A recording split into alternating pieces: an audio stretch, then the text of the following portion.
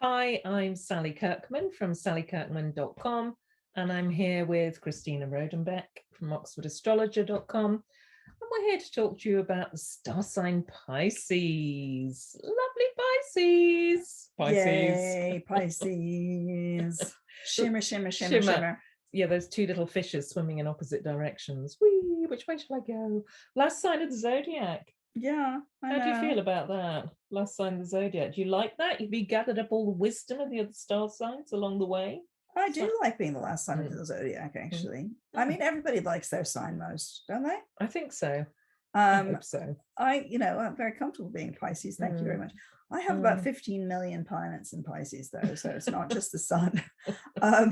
It's confusing being a Pisces. It can be, it's a sign that it is watery.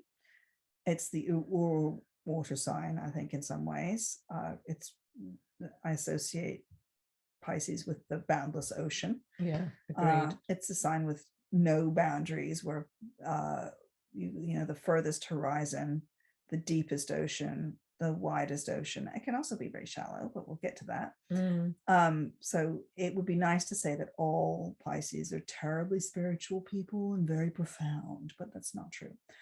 But there are a lot of Pisces who are on a spiritual path in life, that's for sure. Well, yeah, I think there's a great searching that goes on as a Pisces, isn't there?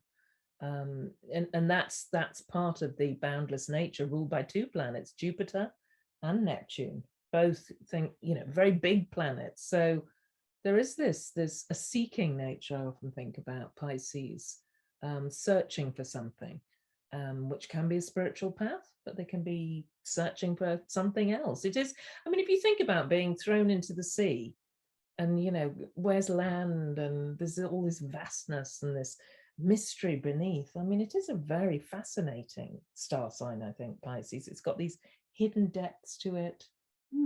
Some. I'm bigging you up, Pisces. Yeah, I know. I just think of all the very shallow Pisces I know. But actually, Pisces, there is a search for oblivion that Pisces have, or for getting out of your, like the Sagittarius also ruled by Jupiter, getting out of your head. Yeah. Which is, so there's, for a lot of Pisces, and this is my fellow Pisces, I'm just going to mention this, you have to be careful with drugs and alcohol.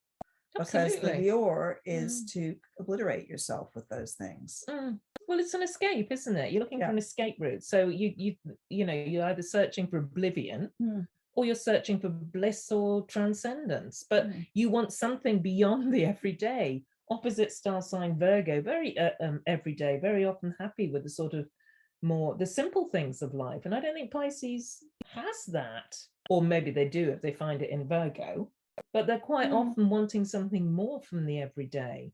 There's that kind of what it's all about, quality of Pisces. Yeah, looking for God, that's that is the Pisces.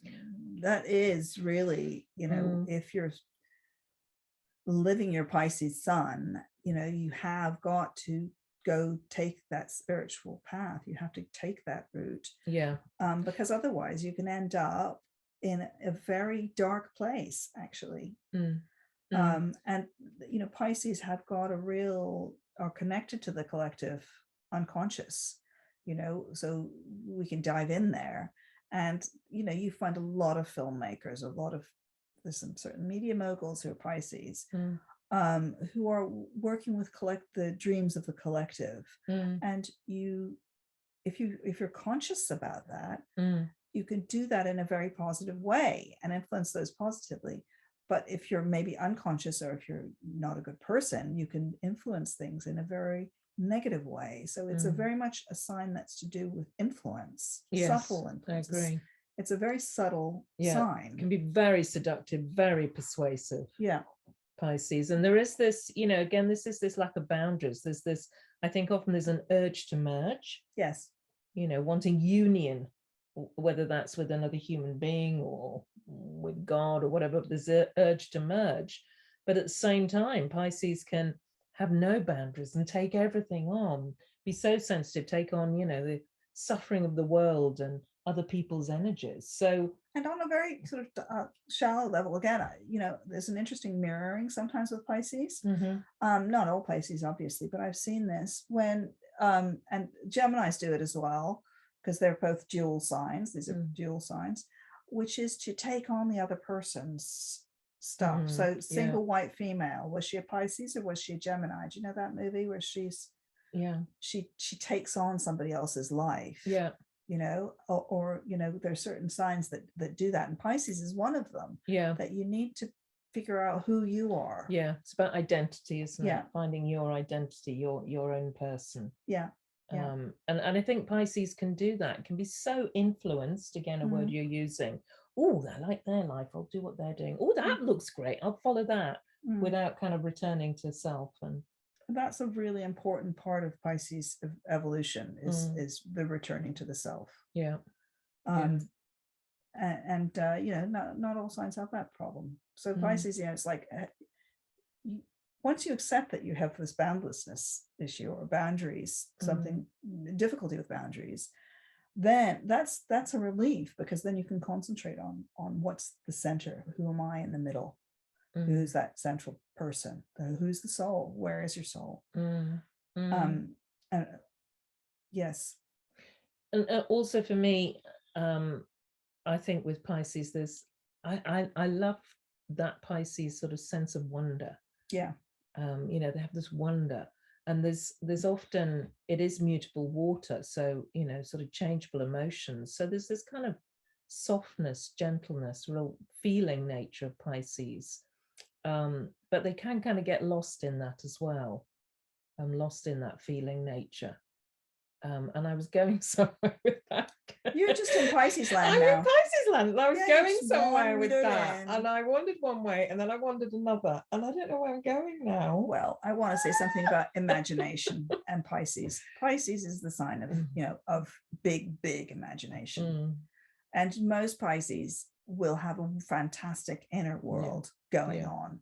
Whatever that is, whether it's that they're really a princess in a castle, or that they're really a deep sea diver, or whatever it is, that they may, those people that you see on the tube in the morning, the Pisces among them, if, you see the people on the tube, they have their eyes closed, they're going to their very boring office jobs, but the Pisces people in that tube have got incredible things going on in their minds. They're off among the coral reefs and having a wonderful time. And this is the incredible gift that Pisces have been given, is that direct connection to the imagination that you have on any level with the Pisces. The shallowest and the deepest.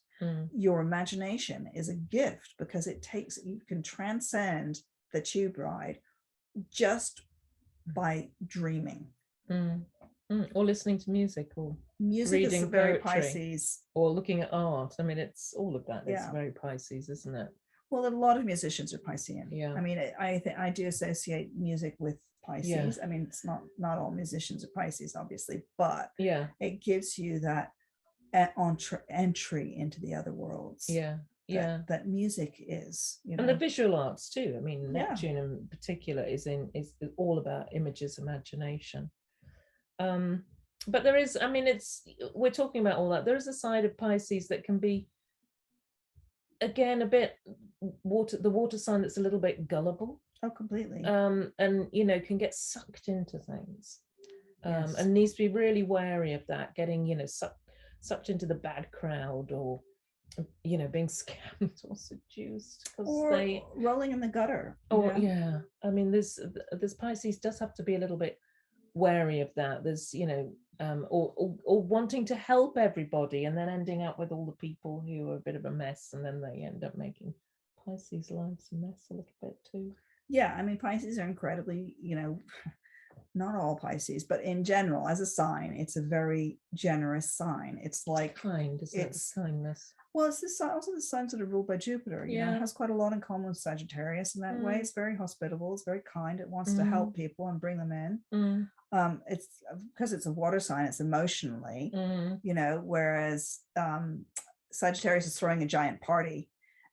Pisces might be having a kind of dream workshop or a love-in or something. And you're right, that kind of, you have to be careful. You know, the dark side of that is going down an unsavory route. There's an unsavory side to Pisces. And you know, we're talking going to the flip side, the shadow side. You know, Pisces can be real kind of snaky and slippery and lie and twist and turn, manipulative, and be really manipulative to others. That's really the shadow side of Pisces, isn't it? I think so. It's back to this idea of influence. And that's why consciousness of your own self and your own soul is so important, you know. And again, like Sagittarius, also ruled by Jupiter, Pisces can be like a teacher, you know, at its best. It can, this is one of the very big teaching signs. Yeah, it is. But the downside of that is when you're teaching something bad, or something that is, you know, if you're teaching something that's overly materialistic, for instance, you know, it's about, you know, your teaching has to be connecting people to something higher. Yeah, absolutely. And not down into the murky depths. Not how to rip people off. Yeah. You know, Fagin in Oliver Twist, it's a kind of a Pisces character. You know, he's a teacher, but he's teaching everybody how to pick pockets. Yeah. And he ends up sinking into the mud on the side of the Thames, doesn't he? So that's very Piscean death. Absolutely. On that note, shall we say goodbye? Yeah. Thank you. Bye. Thanks. Bye.